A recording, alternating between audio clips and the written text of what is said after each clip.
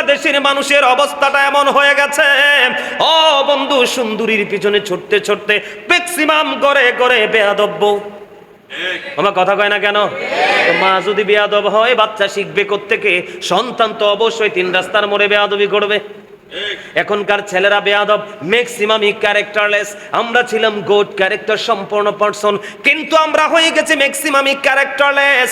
ও বন্ধু, সেটার একটা মাত্র কারণ হলো ফ্যামিলি শিক্ষা। সন্তান মানুষ করতে হলে, সুশিক্ষায় শিক্ষিত করতে হলে ফার্স্ট টাইম পারিবারিক শিক্ষা লাগবে, তারপরে সামাজিক শিক্ষা লাগবে।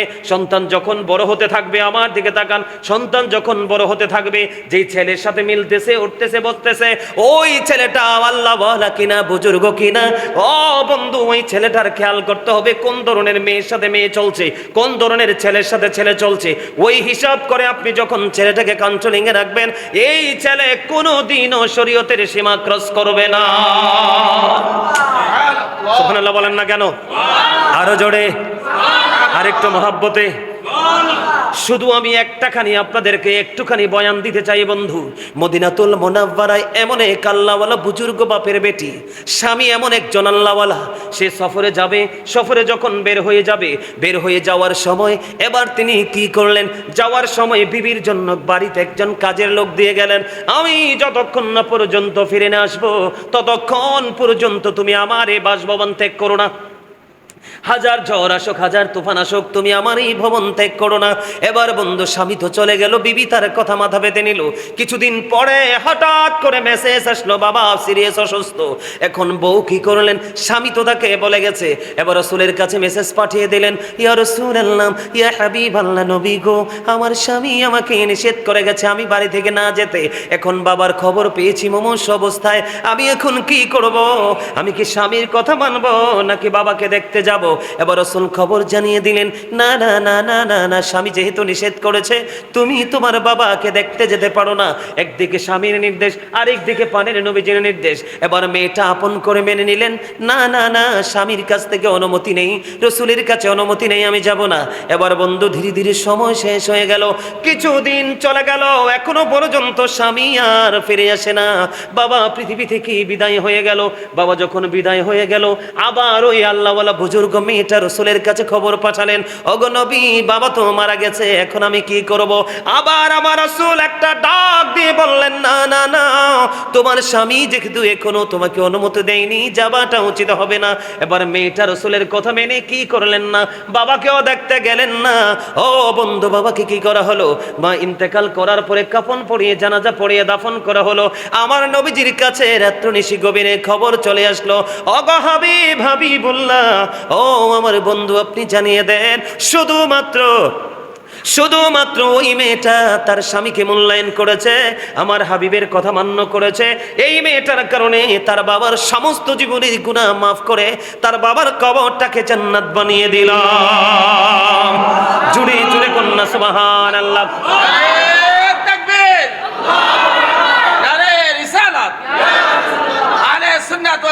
জিন্দাবাদ জিন্দাবাদ। হযরত মাওলানা সুলাইমান আল কাদরি সাহেব জিন্দাবাদ। মৌলভীনগর গ্রামবাসীর পক্ষ থেকে মাশাআল্লাহ। এবার এটা না কইলে কিন্তু কইলাম বলে ফুল দিতেন না। আলহামদুলিল্লাহ কোন? আলহামদুলিল্লাহ। আরো জোরে আলহামদুলিল্লাহ। আমার এই দাদাই কিন্তু এতক্ষণ ভাই হাসে নাই, এখন একটা হাসি দিছে ফুলের কথা কোন, একদম দারুণ। আলহামদুলিল্লাহ বলেন, আরো জোরে। আমি একদম সত্যি কথা, গোমরামুখী মানুষ একবার আমার জানেরও শত্রু, প্রাণেরও শত্রু। গোমরামুখী মানুষ আমিও দেখতে পারি না, আমার আল্লাহও দেখতে পারে না, আমার রসুলও দেখতে পারে না। এই মানুষ সব জায়গার জন্য বোঝা। কথা কয় না কেন? আরো জোরে। কেউর ঘরে 4টা বউ আছে, একটা যদি গোমরাম হয়ে থাকে দেখবেন পুরো আকাশে মেঘ। ঠিক না? ঠিক। আরো জোরে।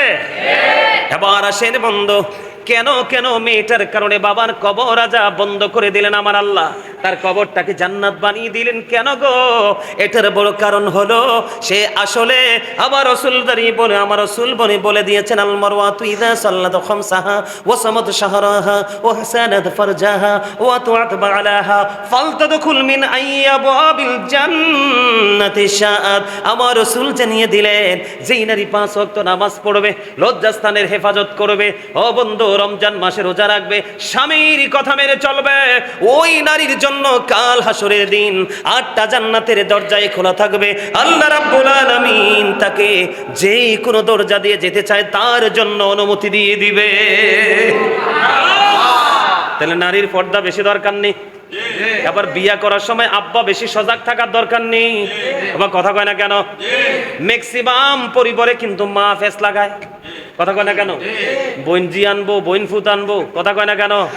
ভাই জি আনবো, ফেস লাগাইয়া দেয়, কথা কয় না কেন?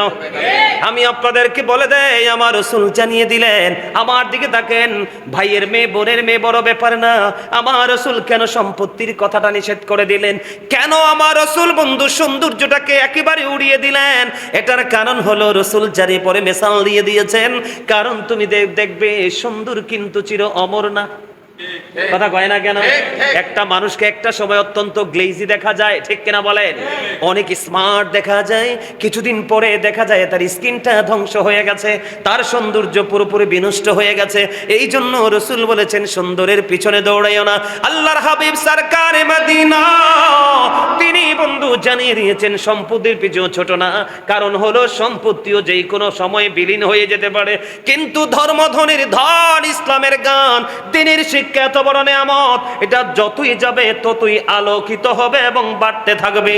এটার কোনো ক্ষয় নেই, বিনাশ নেই, এটা জীবন থেকে কবর পর্যন্ত নিয়ে যাওয়া যায়। সুবহানাল্লাহ বলে না কেন? ভাল লাগছে নি? আবার মজা লাগছে নি? এই যুবক, তোমরা রে মা যদি জোর করে কোনো বেয়াদব মেয়ে বিয়ে করাইতে চাই, যাইবানি কোনো? কথা কয় না কেন? ওরা হেসা কথা, হাসি কিল্লাই কি বল কথা কইছিনি? কথা কয় না কেন? আরো জোরে। হ্যাঁ, এখন যদিও কিছু বুঝবেন না, পরে বুঝবেন, কথা কয় না কেন? বাংলাদেশের অসংখ্য ঘরে ঘরে আগুন, শুধু বুঝে শূন্য বউ না আনতে পারার কারণে। আবার এই শুধু যে মেয়েদের ক্ষেত্রে এই আইন তা না, আপনার মেয়ে একটা অনেক সুন্দরী, অনেক কিউট, অনেক ভদ্র, আপনি কিন্তু বড় লোকের বাপের বেটা দেখে বিয়ে দিয়ে দিয়েন না, এটার চরিত্র আগে যাচাই করবেন, কথা কয় না কেন? বাংলাদেশের ইতিহাসে অসংখ্য নজির আছে যে ধনী গরিবের মেয়ে অপূর্ব সুন্দরী কয়েক বছর কয়েক মাস সংসার করতে পারে না, রিটার্ন ফিরে আসতে হয়েছে, কথা কয় না কেন? এই জায়গাটাতে আমরা একটু সচেতন থাকতে পারলে আমাদের দুই জগতে কি হয়ে যাবে? আলোকিত হয়ে যাবে, ঠিক কিনা বলেন? তাহলে নারীর ক্ষেত্রেও সচেতন, পুরুষের ক্ষেত্রেও। এটা আল্লাহরও কথা, রাসূলেরও কথা। এই এবার দেখেন, আমাদেরকে তো আল্লাহ সুন্দর করে বানাইছে। কি করে বানাইছে? কথা বলেন, কি করে বানাইছে? কইতাম নি আল্লাহ রাব্বুল আলামিন অত্যন্ত সুন্দর করে বলে দিয়েছেন সূরা 3 এর মধ্যে, লাকাদ খালাকনাল ইনসানা ফি আহসানি তাকওয়িম। আল্লাহু আকবার। আল্লাহ রাব্বুল আলামিন বলতেছে, আল্লাহ রাব্বুল আলামিন মানুষকে তো সুন্দর করে বানিয়েছে বন্ধু, গঠন প্রণালী এত সুন্দর, যেটাকে ইংলিশে বলা হয় বিউটিফুল শেপ, অত্যন্ত চমৎকার গঠন। এবার সূরা ইনফিতরের মধ্যে আপনি আমি চলে যাই, আল্লাহ রাব্বুল আলামিন সূরা ইনফিতরের মধ্যে বলে দিয়েছেন, ফি আইয়ি সূরাতিন মা শাআ রাক্কাবাক। আল্লাহু আকবার। আল্লাহ ক্রিয়েটেড দ্য মাইন্ড। আল্লাহ রাব্বুল আলামিন সূরা 3 এ বলে আমরা নাকি সবচেয়ে বেশি সুন্দর, ভেরি বিউটিফুল। এবার সূরা ইনফিতরের মধ্যে গিয়ে দেখলাম আবার আল্লাহ বলতেছে, আপনাকে আমাকে নাকি আল্লাহর মন মতো করে বানাইছে। এখন আপনি আমি আল্লাহর মন মতো চলছি নি? না না না, আল্লাহ রাব্বুল আলামিন বলেছেন ইসলামের রঙে রঙিন হয়ে যাও। এখন ইসলামের রঙে রঙিন হইতে হলে কি করতে হবে? আল্লাহর বিধান আপনাকে আমাকে পরিপূর্ণভাবে মানতে হবে। বলে হুজুর গো, আল্লাহর বিধান আমি কেমন করে মানব, আল্লাহকে কেমন করে পাবো? এই জন্য আল্লাহ রাব্বুল আলামিন কোরআনে জানিয়ে দিয়েছেন, মাইয়ুতি'ir রাসূলা ফাকাদ আতাল্লাহ। আল্লাহ বলেছেন হি হো ওবিস দা এবস্টিল ওবিস আল্লাহ। যে ব্যক্তি রাসূলের নির্দেশ মানলো সে যেন আল্লাহর নির্দেশই মানলো। আল্লাহ কোরআনে শুধু এখানে একান্ত নয়, আল্লাহ আরো বলে দিয়েছেন, কুল ইন কুনতুম তুহিব্বুনাল্লাহ ফাত্তাবিউনি ইউহিব্বুকুমুল্লাহু ওয়া ইয়াগফির লাকুম যুনুবাকুম ওয়াল্লাহু আল্লাহু গফুরুর রহিম। আল্লাহ বলেছেন সে বলুন, ইফ ইউ ডু লাভ আল্লাহ, যদি তোমরা আল্লাহকে ভালোবেসে থাকো, ফলো মি মুহাম্মদ সাল্লাল্লাহু আলাইহি সাল্লাম, মুহাম্মদ সাল্লাল্লাহু আলাইহি সাল্লামের অনুগত হয়ে যাও, আল্লাহ উইল লাভ ইউ, আল্লাহ তোমাদেরকে ভালোবাসবে, এন্ড ফরগিভ ইউর সিনস, তোমাদের সমস্ত জীবনের গুনাহগুলি মাফ করে দেবে। তাহলে আল্লাহ রাব্বুল আলামিন আল্লাহকে পাওয়ার জন্য মাধ্যম বানাইছেন কারে? রসুল রে। কারে? আরো জোরে। আচ্ছা হে বেটা এন থেকে উঠতে গেছে, হ্যাঁ লাইট দিত বা জারবাতি দিত, এইটার কি, এটা দিকে কি তাকাই থাকা লাগে? জি না। আমরা এনা তাকায় থাকবো কারণ আজকে মসজিদে প্রথম ঢুকছি, ইস কত সুন্দর, আমি এনা তাকায় থাকার কথা, বা আমার সাথে যারা আসে তারা তাকায় থাকার কথা। আপনারা যারা এই এলাকার, হেনে তাকানোর কি দরকার? এই যে মনোযোগ, এটাই হলো মনোযোগী যে ঘাটতি আছে। ওয়াজে যে 100% মনোযোগ নাই, এটাই হলো ওনার দিকে দৃষ্টি। এই যে লাইট দিতে গেছে অথবা ফ্যান দিতে গেছে, কমন বিষয়। আল্লাহকে পেতে হলে আমরা রসুলের কাছে যেতে হবে, কারণ আল্লাহ রাব্বুল আলামিন হাদিসে কুদসিতে এসেছে, আল্লাহ রাব্বুল আলামিন বলেছেন লাউলাকা লামা খালাকতুল আফলাক, আমি যদি আপনাকে সৃষ্টি না করতাম কিছুই সৃষ্টি করতাম না। লাউলাকা লামা আজহারতু রুবুবিয়াতি, আমি যদি আপনাকে প্রকাশ না করতাম, আমি প্রভুর প্রভুত্ব প্রকাশ হতো না। এই দিক দিয়ে রাসূল বলতেছে I am from the light of Allah and everything has been created from my light. রাসূল বলতেছে আমি আল্লাহর নূর থেকে, সৃষ্টির সব কিছু আমি নবীর নূর থেকে। জোরে কন্না সুবহানাল্লাহ। শুধু এখানে ক্ষান্ত নয়, আল্লাহ রাসূল আরো বলতেছেন I was a prophet when Adam was mixture of water and mud, আমি ওই সময় নবী যখন আদম ছিল কাদা মাটির মাঝে। জোরে কন্না আল্লাহু আকবার। কেন আল্লাহ রাব্বুল আলামিন আল্লাহর হাবিবকে কি করলেন? আমাদেরকে দেখিয়ে দিলেন যে ফলো মি মুহাম্মদ সাল্লাল্লাহু আলাইহি ওয়াসাল্লাম। কেন তিনি মুহাম্মদ সাল্লাল্লাহু আলাইহি ওয়াসাল্লামকে মেইন করে আপনাকে ইনস্ট্রাকশন দিয়েছে? সেটার কারণ হলো আল্লাহ the first filler is the lord of world রব্বুল আলামিন। মুহাম্মদ রাসূলুল্লাহ সাল্লাল্লাহু আলাইহি ওয়াসাল্লাম is the blessing for the world রাহমাতাল লিল আলামিন। আমার মালিক হচ্ছেন সৃষ্টির জন্য আর রব্বুল আলামিন। আমার খোদাইত্বের সীমানা যত দূর জুড়ে, ঠিক আমার রাসূলও তত দূর জুড়ে রহমত। সুবহানাল্লাহ। জোরে কন্না সুবহানাল্লাহ। আর জোরে বলেন। এখন রাসূলও তো নাই, আমরা তো এমন হতভাগা উম্মত, শুধু খাওন আর ঘুমান ছাড়া কিচ্ছু বুঝি না। আর আমারটা ছাড়া তো একবারে, এখনকার মানুষ আমারটা ছাড়া তো কিচ্ছু বুঝেই না। কথা কয় না কেন?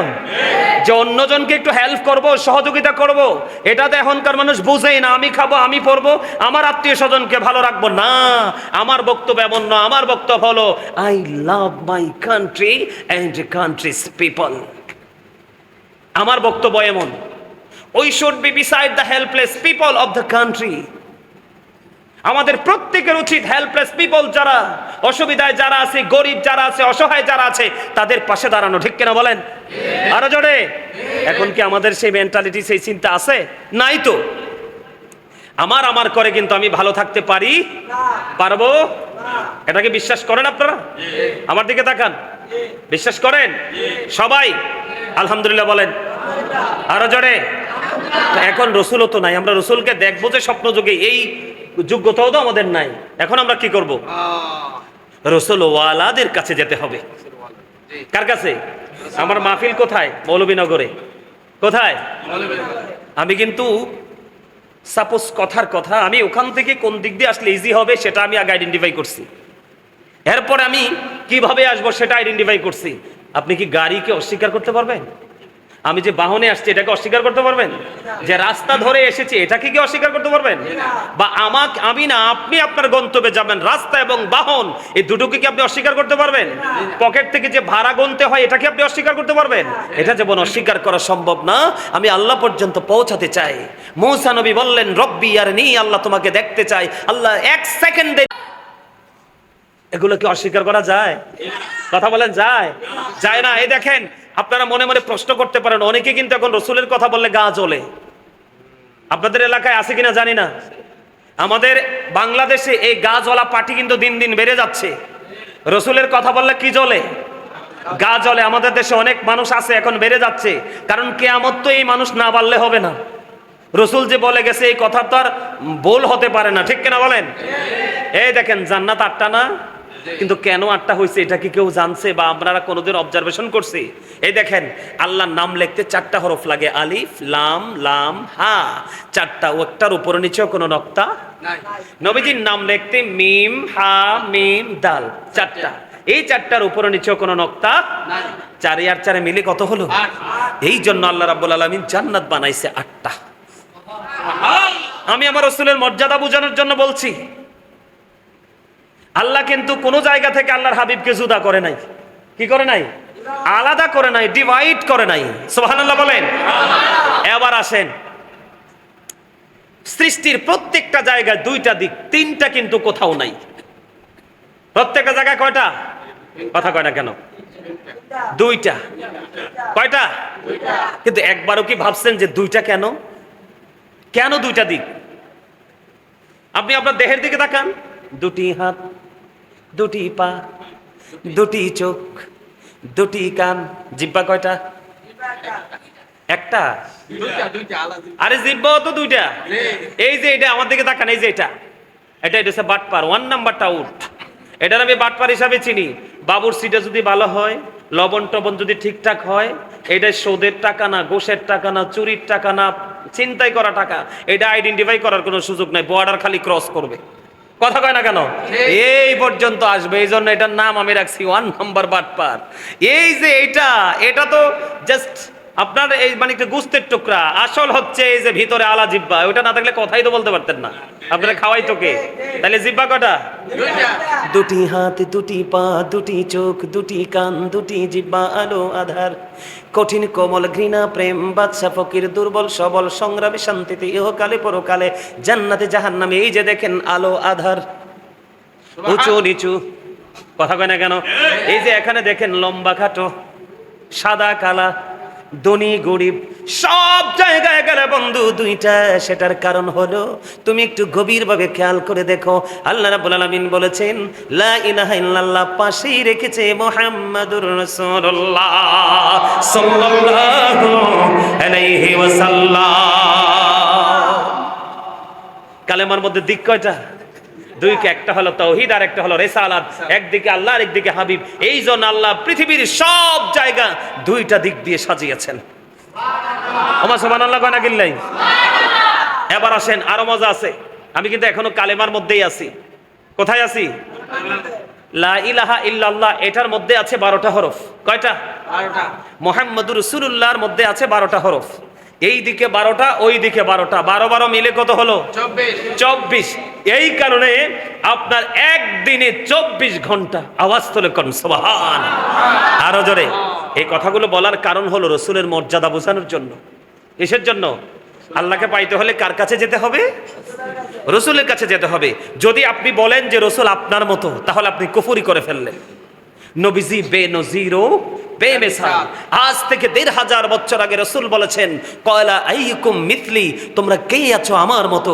এই পর্যন্ত কেউ হাত তোলে নাই। তা আপনি আমার তো প্রশ্নই আসে না। কথা বলেন না কেন? নবীজি কখনো আপনার আমার মতো হতে পারে? আরে আমার নবী তো অন্য নবীদেরও মতো না। আপনি কি বুঝলেন? মূসা দেখতে চাইছে, কোরআন খুলে দেখেন, আল্লাহ মূসাকে দেখা দেয় নাই। আর আপনার আমার নবী আল্লাহকে দেখতে চায় নাই। আল্লাহর যে নিয়ামতে পরিপূর্ণ, যে সাজানো গোছানো যে জগৎ দেখতে চায় নাই। কোরআন শরীফের 15 পারায় সূরা বনী ইসরাঈলের 1 নম্বর আয়াত আল্লাহ রাব্বুল আলামিন বলে দিয়েছেন সুবহানাল্লাযী ইয়াসরা বি'আবদিহি লাইলাম মিনাল মাসজিদিল হারামি ইলাল মাসজিদিল أقصى الذي باركنا حوله لنريه من آياتنا।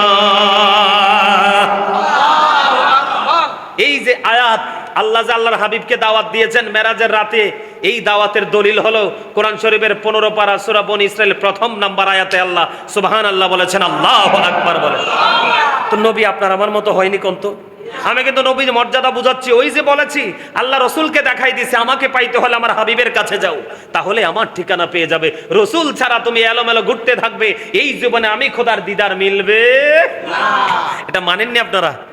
আচ্ছা আমি বুঝি না, যারা নবীকে আমাদের মতো বলে তারা কি নবীর সম্মান বাড়াইলো না কমাইলো? আমার কথা কয় না। নবীজির সম্মান কি আপনার আমার লেভেলে চলে আসলো না? কথা কয় না কেন? তা আপনি আপনার নবীরে ছোট করলে আপনার লস না লাভ নাই তো? এই জীবনে রসুলকে ভালোবাসা কেউ বেজ্জতি হয়েছে ইতিহাস আছে? কিন্তু নবীর সাথে দুশ্মনী করে লাঞ্ছিত হয়ে পৃথিবীতে গেছে এমন অনেক নজির আছে। কথা কয় না কেন? আমরা তো উম্মত, আমরা না অন্য নবীদের চাইতেও বেনজির ও বেমিসাল আপনার আমার প্রাণের রাসূল। আরে আমি যদি আমার নবীকে নিয়ে প্রাউড ফিল করতে পারি তাহলে অনেক মজার। আমার দিকে তাকান, 1969 সনে নীল আর মসরং 50 লক্ষ কোটি ডলার ব্যয় করে চাঁদের দেশে গিয়েছেন, ওখানে গিয়ে বিন্দু পরিমাণ বালুকণা নিয়ে ফিরে আসছেন 2 বন্ধুকে নিয়ে। আর আপনার আমার প্রাণের রাসূল এই পৃথিবী থেকে চাঁদ মাত্র 1,40,000 মাইল দূরে, এই পৃথিবী থেকে ইশারা করতে দেরি, চাঁদটা 2টা টুকরা হইতে দেরি হয় না। আপনি কেমনে বলেন আমার নবী আপনার আমার মতো? কোনদিন কেউ যদি বলে নবীজির আগে জনাব শব্দ, অনেকে বলে জনাবে মুস্তাফা, নাউজুবিল্লাহ বলেন, জনাব শব্দ ব্যবহার করা যাবে না। জনাব আপনার আমার, আমরা সাধারণ অতি লোকাল মানুষের ক্ষেত্রে জনাব আব্দুর রহিম,